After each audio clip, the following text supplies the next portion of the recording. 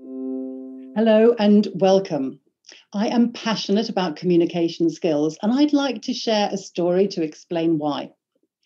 Years ago, in my early 20s, when I was starting off in my career, I was in a reasonably dull job. And every year, my boss would say to me in my annual review, "How's it going, Sarah?" And I'd say, "Fine." And he'd say, "Okay, good. I've got some courses and some professional development I'd like to suggest for you to do during the coming year." I said, "Okay, that's fine. Thank you." Next year, "How's it going, Sarah?" "Oh, fine. But you didn't do any of the courses that I recommended." "Oh, no, no, no. I'll do them this year." This went on for 3 whole years until finally we got to that annual review. "How's it going, Sarah?" "I hate my job." I'm sorry," said Michael. I said, I hate this job. I'm not enjoying it at all, Michael." And he said, "Okay, that's interesting. Tell me more." And from there, we had a conversation. My career completely changed, and I ended up in a different trajectory, but much, much happier. So today, I want to share with you what I've learned, but also what other female leaders have learned along the way. Let me share my screen.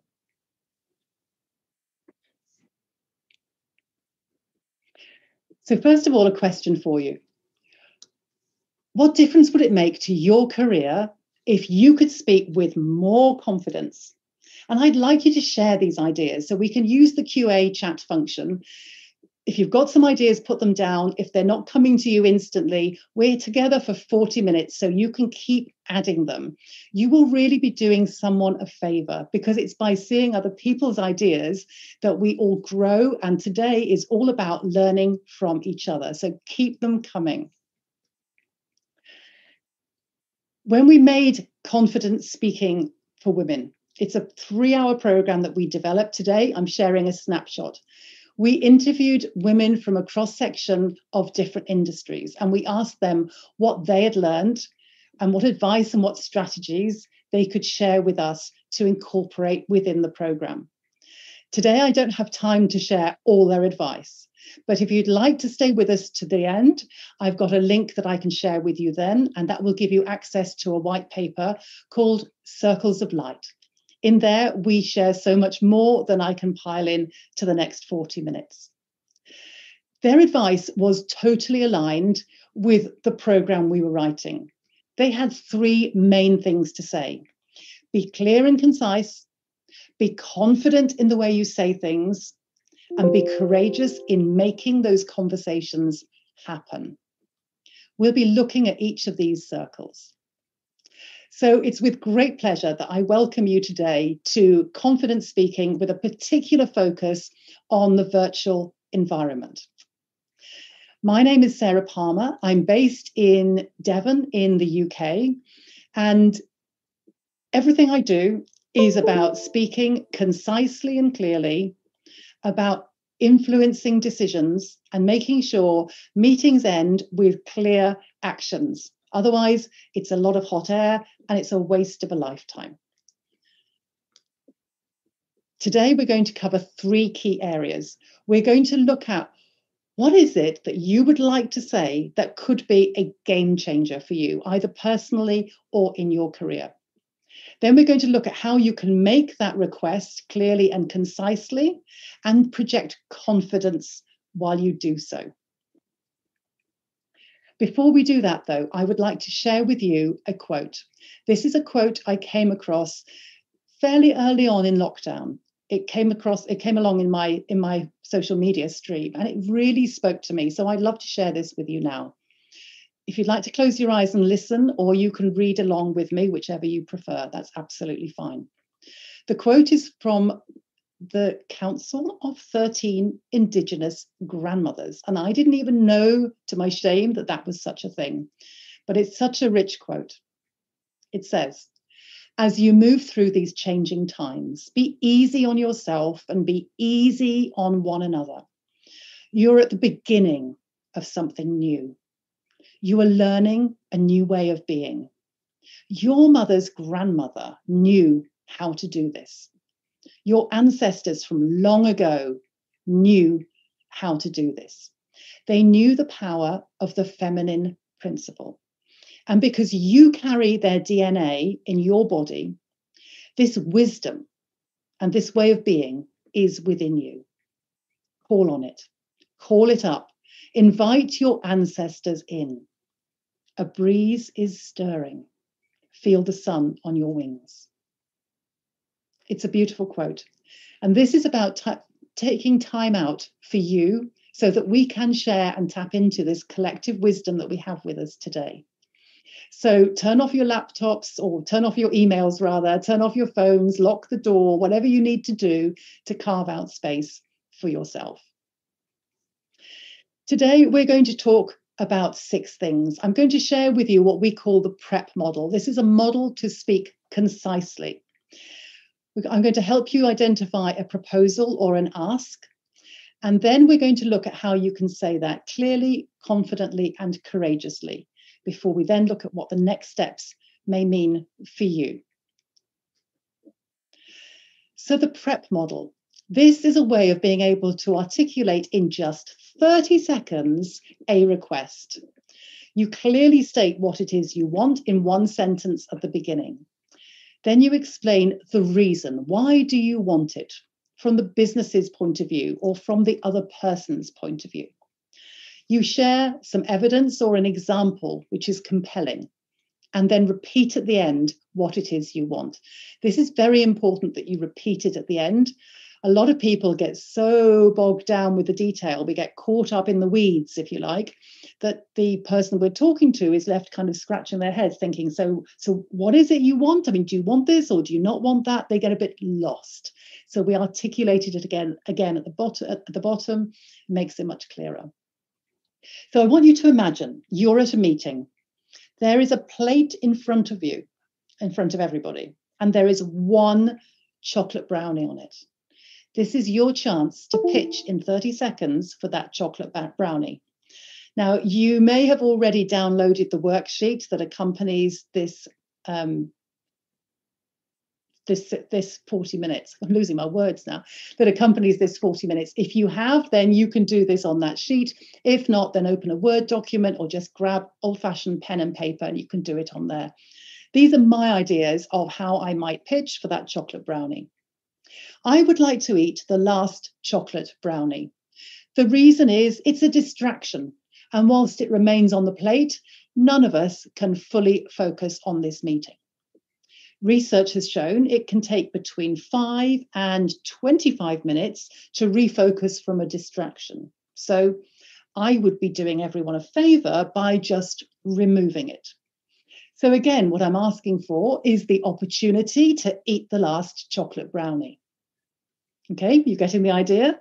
Start writing your ideas. I'll read you one more of my own. I'd like to eat the last chocolate brownie. The reason, I've had a really hard week and I just need that sugar hit.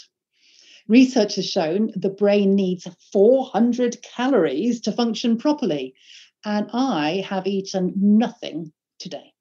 So I need a brownie in order to contribute effectively to this meeting. So again, what I'm asking for is, can I have that brownie? What are your ideas? If you'd like to share them in the chat QA function, I would love to see some of them. Otherwise, play around with this idea. It's really useful to have a fun way to get used to a new model. So while you're getting used to the PrEP model, think of a fun way of doing it. Make your pitch for a chocolate brownie or whatever is your evil, and just see how it works. If we're looking at it from a business point of view, that would be different, and I'll share with you how we might do that in a moment. But first of all, let's identify a proposal or an ask that you have. Now, for me, in the example I shared earlier, obviously my ask was to have a new career or a new job.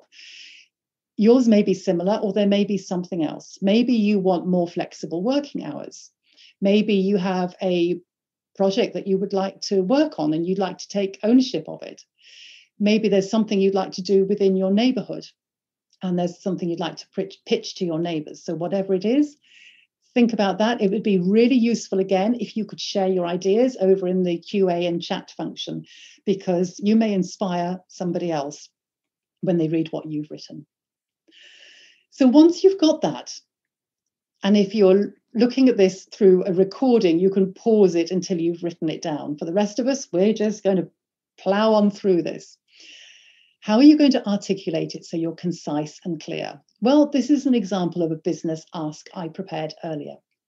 The proposal is for a budget of 400,000 for the presentation skills training to focus on the virtual environment. The reason the training is important to the business is that we believe it will increase the participants' ability to influence people by 80%, with a 70% increase on bottom line results. The evidence supports these numbers through research carried out in global Fortune 500 companies, where they saw a direct correlation between training and the bottom line. They also saw an acceleration in the decision-making process. So again, I propose we have a budget of $400,000 for presentation skills training, really focusing on the virtual environment. Okay, that was 30 seconds. So what is it you're asking for?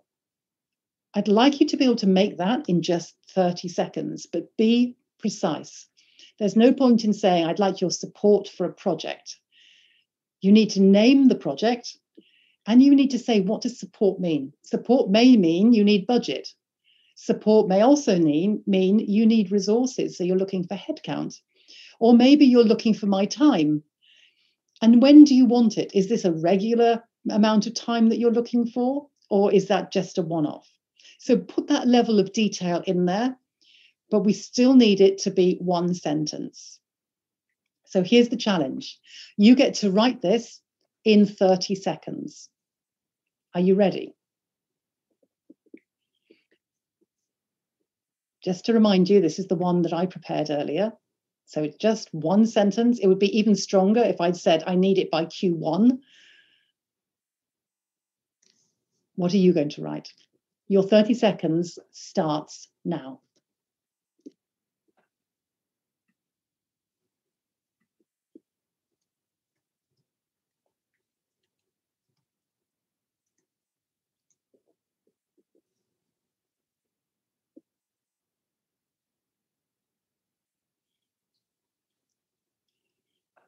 Ten seconds. 5 seconds left. And that's time up. And I know you're all going to be shouting at me saying, Sarah, that's not long enough. If you're watching the recording, you can, of course, put it on pause. For the rest of you, it's good enough.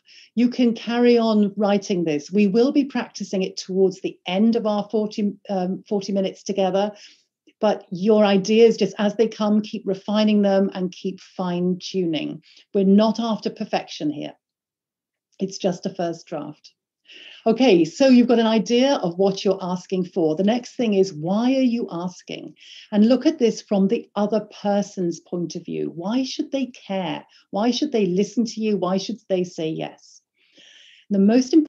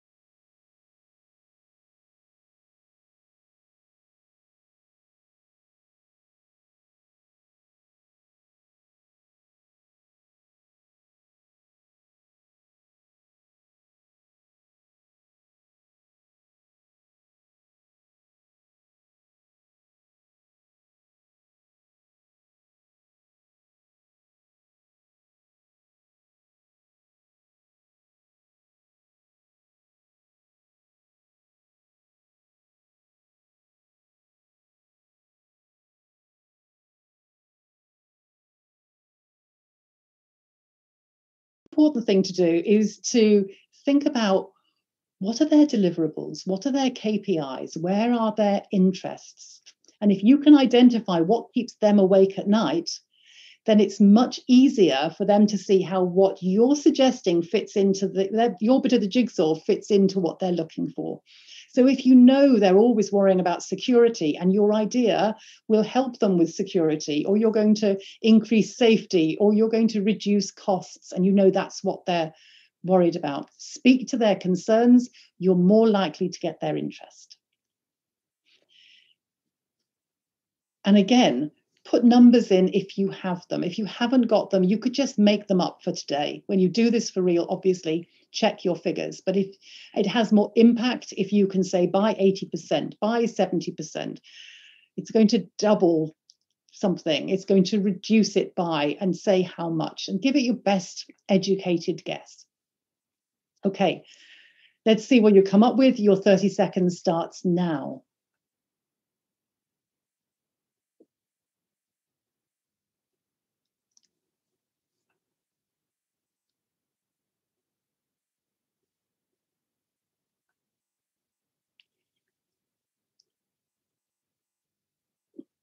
Ten seconds left.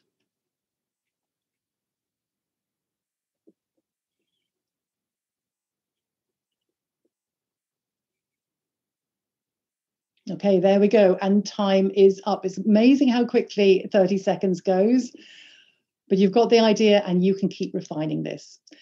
So the third box, evidence or example. So what is your most compelling argument? There will be lots of reasons why you think this is a great idea. Looking at it from their point of view, what is your most compelling argument? Is there some research that's been done? Has this idea taken place in another territory, another part of the company? Are your competitors doing this? So look for the evidence. It will be there somewhere, and share just one, maximum 2 sentences. You don't need to throw everything you know at them. We're looking for a 30-second concise pitch here. And again, if you have numbers, if there's research to back it up, add those here. Your 30 seconds starts now.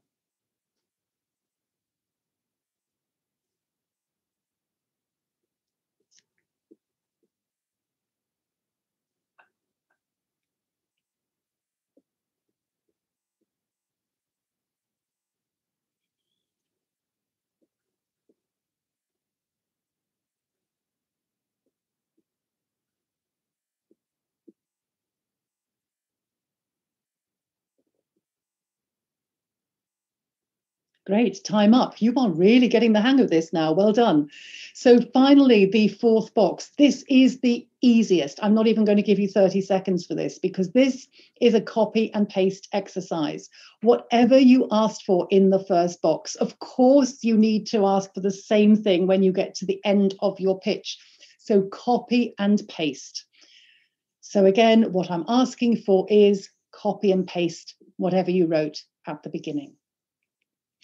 Now, throughout the whole of this program, I am going to be asking you to assess yourself, because everything we do at Power Speaking is all to do with teach something, have a go, assess, refine, have another go, assess, because it's like building blocks.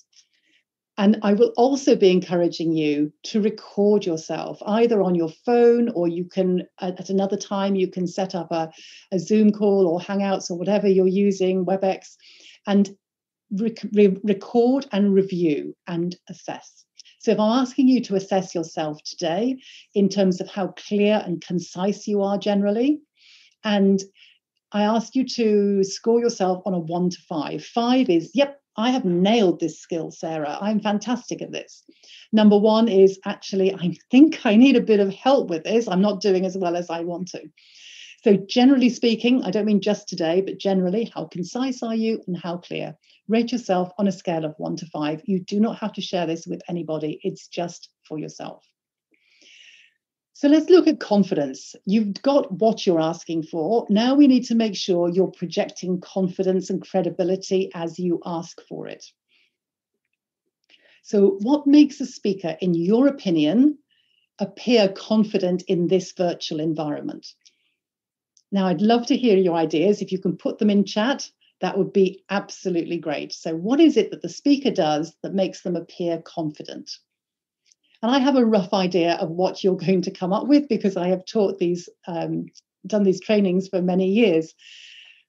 And I also know what the research says. So there are several elements. They are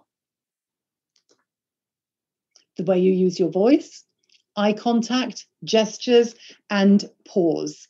Let me just talk about pause briefly. You'll see there I used a pause just to draw your attention. If you were lost in chat or QA, the fact that the speaker has stopped talking for a few seconds will make you look up. Generally, 1 or 2 seconds pause is what you're aiming for in the virtual environment. Anything more than that, they are likely to think there's a technical fault. If you are sharing a lot of scientific or technical information with your audience and you want to give them time to reflect and to think of questions, you may want to tell them, I'm going to give you 5 or 6 seconds to think about that, and I'm happy to answer any questions that come up. You've already warned them. They will not think something has gone wrong. Otherwise, 1 or 2 seconds is absolutely fine to help them reflect or just to pause before you share some important information. What we're aiming for here is getting you to own that online space by using these different elements. True or false? The sound of a speaker's voice is twice as important as the message. If you think that's true, you can put a T in the chat. If you think it's false, you can put an F. The answer is, it's true. The sound of a speaker's voice is twice as important. If you have a boring speaker, no one is listening. If I was presenting in a really monotonous voice, you will not take in any information. So it doesn't matter what my message is, it's not going to resonate with you at all because most of the time you are not going to be able to listen. So that's why the voice is so important. This is certainly something I've worked on. I've listened to podcasts. I've listened to presenters on the radio, particularly the radio, because there's nothing visual to distract you. And I realized their voices go up and down a lot. They haven't got anything else to go on, so they can only use their voice. So push that range. See how much you can vary it. Record yourself, play it back. Was it too much? Or actually, could you push it even further? So play around with this. There are 4 areas I really wanted to speak about. First of all, the volume and the rate. Most people speak too fast. I have never in my whole career told someone to speed up, particularly at the beginning of a presentation when you're speaking.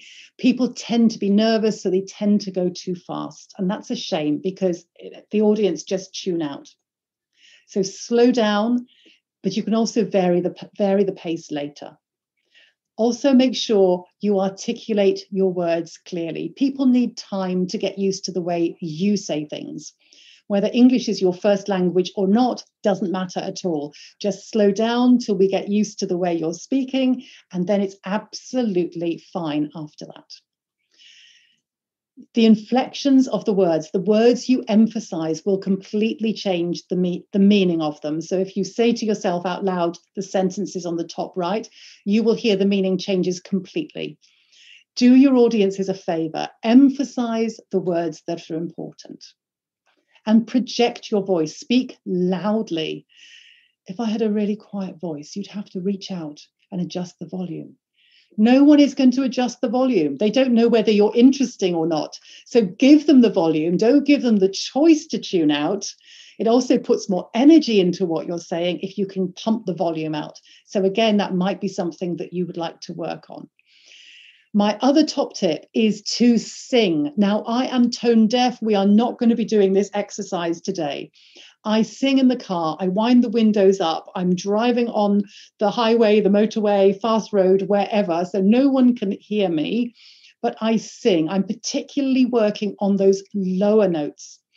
Low voices tend to be easier for people to hear and follow than higher notes. So we can't help what our voice is, our natural pitch, but we can work at extending our range. So work on the lower notes, see how you can extend it. And at the end of sentences, make sure your voice is going down, because if it goes up at the end of every sentence, then it's very irritating because it sounds as if you need reassurance and it sounds as if everything is a question. We don't want it to be a question. Confident speakers make strong statements, speak in short sentences. That's the way to have impact. So practice, record yourself, play it back, and review.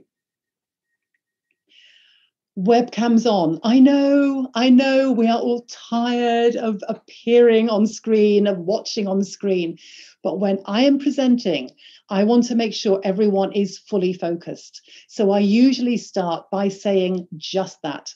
I'm going to be putting my webcam on. I'm asking all of you to put your webcam on. We only have 20 minutes to make a decision. I want us all fully focused and engaged. And normally that is enough to make everyone put their webcams on. You'll get more out of people if they can see the whites of your eyes and you can see their eyes, but only if you're looking in the right place.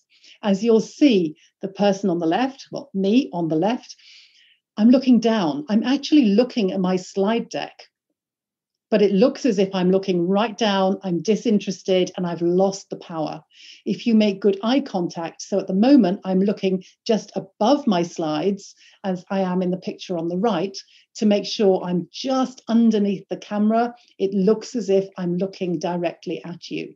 So you can either look at the camera directly or just below in the top eighth of your screen. Lower than that, and you tend to lose eye contact.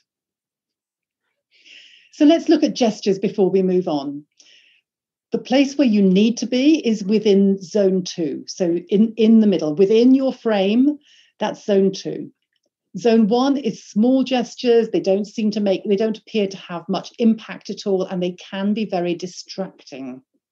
Zone 3 gestures take you right off screen and we can't see your hands anymore. So although I would love to welcome you all on stage with a big gesture, as I would face to face, it doesn't work in the virtual environment. Let me stop sharing my screen just for a moment. So when you're presenting virtually, just practice. Have a look. Where is the frame? Where does your hand go off the screen and where is it still on? How high can you go and how low? Most gestures look better if you are going between the shoulder and the top of the head. So it's around this area. So I can increase, I can decrease, I can have a huge opportunity here. We can focus. There are 3 things I'd like to share with you today. Firstly, secondly, and thirdly. Looks much better than there are 3 things I'd like to share with you today. Firstly, secondly, and thirdly. So it's not very visible when I'm down here. People who talk with their hands a lot, be careful that you're not distracting everybody, because if it's all happening at the bottom here, or if your gestures are too fast, then it looks very distracting. So slow gestures, hold them for longer. You don't need so many, but you need to work out, and it does take a bit of practice. Where can I go within my frame before I'm pushing it too far? And as you'll see, mostly above the shoulder to the top of the head. Okay, I'll go back to sharing now.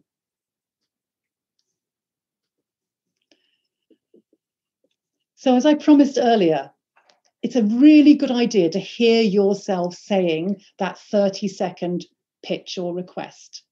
This is your opportunity now to do just that. If you have a phone handy, record yourself. I know no one likes seeing themselves for some reason. It's not a horror film. You don't have to look like this. See what other people see. How do you show up? Are you looking confident? Is your voice varied enough? Or has it gone too far? Have you maybe pushed it a little bit too far? Listen to the words you're saying. Are they concise? There may be words you can just take out. They're not needed. And so it doesn't add anything. So look at the words you can take out, which ones need to stay in. Let's look to see who can finish this within 30 seconds. Your time starts now.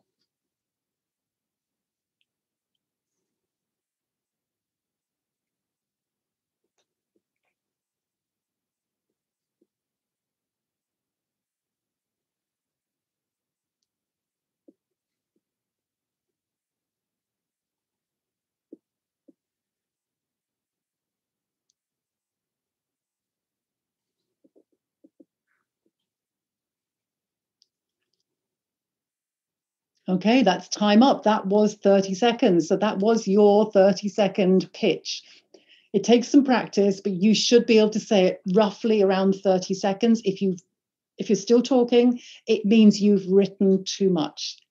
So condense it. Look at how you can be concise. Maybe say this pitch to one of your colleagues or a friend. Get them to help you reduce the superfluous words. Why say it in 10 when 4 will do? Okay, time to assess yourself. So in terms of how you varied your voices and the speed of which you're talking, how are you rating yourself generally on a 1 to 5? And again, your